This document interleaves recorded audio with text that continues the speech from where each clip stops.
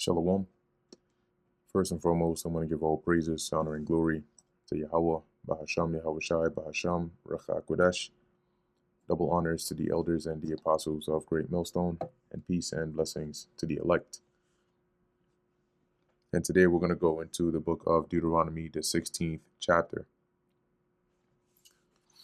Observe the month Abib, and keep the Passover unto the Lord Yahweh thy God.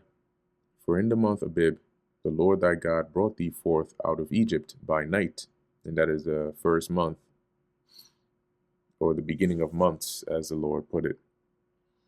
Thou shalt therefore sacrifice the Passover unto the Lord thy God of the flock and the herd, in the place which the Lord shall choose to place his name there, which we know later on came to be known as Jerusalem, where the temple was built and so on. Thou shalt eat no leavened bread with it.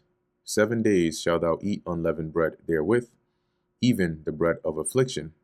And it is, referred to here as a bread of affliction for the reminder of the affliction that we suffered in Egypt, right? As it says, expounding further, for thou camest forth out of the land of Egypt in haste, that thou mayest remember the day when thou camest forth out of the land of Egypt all the days of thy life.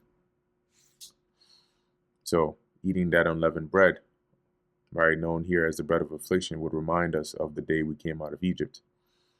And there shall be no leavened bread seen with thee in all thy coast 7 days. Neither shall there anything of the flesh which thou sacrificest the first day at even remain all night until the morning. Meaning the lamb, right, that was killed for the Passover should not remain until the morning. And anything that remains until the morning has to be burned with fire.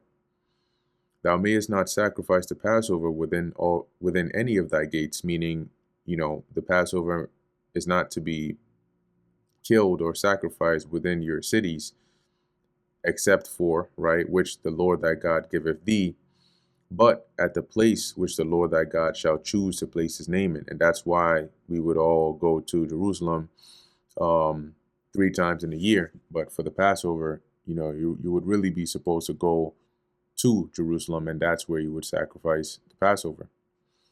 There thou shalt sacrifice the Passover at even, at the going down of the sun, at the season that thou camest forth out of Egypt, being the first month. And thou shalt roast and eat it in the place which the Lord thy God shall choose. And thou shalt turn in the morning and go on to thy tents. That is to, return back to your dwelling place. 6 days thou shalt eat unleavened bread, and the dwelling place being in the where the Lord would place his name, but the tents would be like the habitations, right? Later on, came to be more advanced, more like inns and buildings and so on. 6 days thou shalt eat unleavened bread, and on the 7th day shall be a solemn assembly to the Lord Yahweh thy God.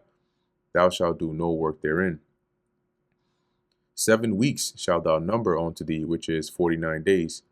Begin to number the 7 weeks from such time as thou beginnest to put the sickle to the corn. So that is when you begin to harvest your corn, which coincides with the ending of the Feast of Unleavened Bread. So 49 days from there would lead to the 50th day, which would be the beginning of the Feast of Weeks, as we go into in verse 10. And thou shalt keep the Feast of Weeks unto the Lord Yahweh thy God with a tribute of a free will offering, that is a voluntary offering of thy hand, which thou shalt give unto the Lord thy God, according as the Lord thy God hath blessed thee. So it's an increase, a portion of your increase, right, that you have gained from the Lord. And the Feast of Weeks is also known as the Feast of First Fruits, because you would give the first of your crops, right, as an offering, a free will offering to the Lord. And thou shalt rejoice before the Lord thy God, thou and thy son, and thy daughter, and thy manservant, and thy maidservant, and the Levite that is within thy gates, and the stranger, and the fatherless, and the widow, or the widow that are among you, in the place which the Lord thy God hath chosen to place his name there. And thou shalt remember that thou wast a bondman in Egypt, and thou shalt observe and do these statutes. So keep in mind that you were at one point a slave in Egypt. And so you have to always keep the Passover as it is a remembrance. Well, going back to the Passover, that is, but because that's a part of the statutes there. But it's a remembrance of, where we came from, right? Where we once were and how the Lord delivered us. Hence, we ought to follow the things that the Lord set for us, right? The statutes, the laws, the commandments, and so on. Thou shalt observe the Feast of Tabernacles 7 days. So that comes after the Feast of weeks, right? Like when I say after, I mean months down the line, right? You would then have the Feast of Tabernacles, which we went over that in Leviticus and Numbers as well. 7 days after that, thou hast gathered in thy corn and thy wine. So after your harvest of your corn and your wine and so on. And thou shalt rejoice in thy feast, thou and thy son and thy daughter and thy manservant and thy maidservant, and the Levite and the stranger and the fatherless and the widow that are within thy gates, meaning in your city.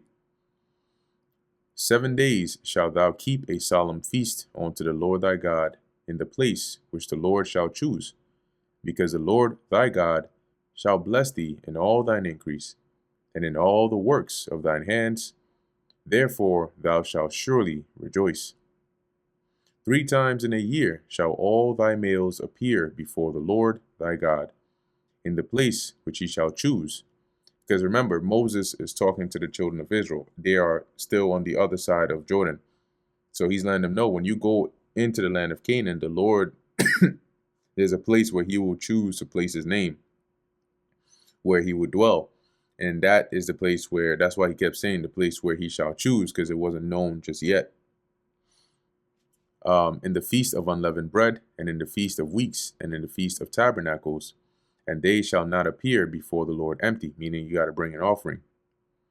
Every man shall give as he is able, according to the blessing of the Lord thy God, which he hath given thee. So whatever increase the Lord has given you, whatever you can muster, you are to bring something before the Lord.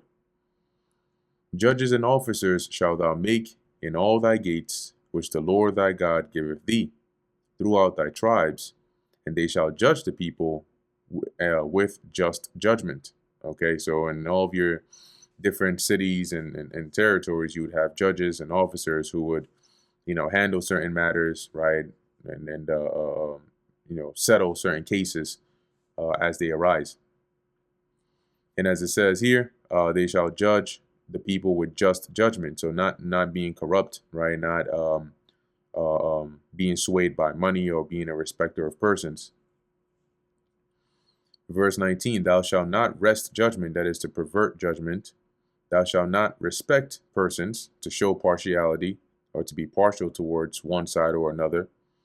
Neither take a gift, which is a bribe, for a gift doth blind the eyes of the wise. Now, does that mean that instantly it actually makes you blind? No, but it causes them to look the other way, right? To purposely overlook certain things in the favor of the one who bribed them. And pervert the words of the righteous, meaning it would cause them to purposefully twist justice or the truth in a way that is favorable to whoever it is that bribed them. That's why you're not supposed to do that, because then you're not judging the people with just judgment. That which is altogether just shalt thou follow, right? So you're not going to follow any crooked ways, but only the right thing, all right, is what you're going to do. That thou mayest live and inherit the land which the Lord thy God giveth thee. Thou shalt not plant thee a grove of any trees near unto the altar of the Lord thy God. So where the altar of the Lord is set up, you're not supposed to set up any groves or anything by there. Thou shalt, which thou shalt make thee. So when you make that altar to the Lord, you're not supposed to do this. It is the Lord has specific ways in which he requires his worship to be. And this is not one of them. Verse 22, neither shalt thou set up any image which the Lord thy God hateth. And when you go into that word, or when you read this in another translation, right, it goes into a sacred pillar, okay, or pillars for worship. which the Lord hates. And that brings us to the end of the book of Deuteronomy, the 16th chapter. Lord willing, that was edifying to the elect. In closing, I want to give all praises, honor, and glory to Yahweh, Bahasham, Yahweh Shai, Bahasham, Recha Kodesh. And until next time, Shalom.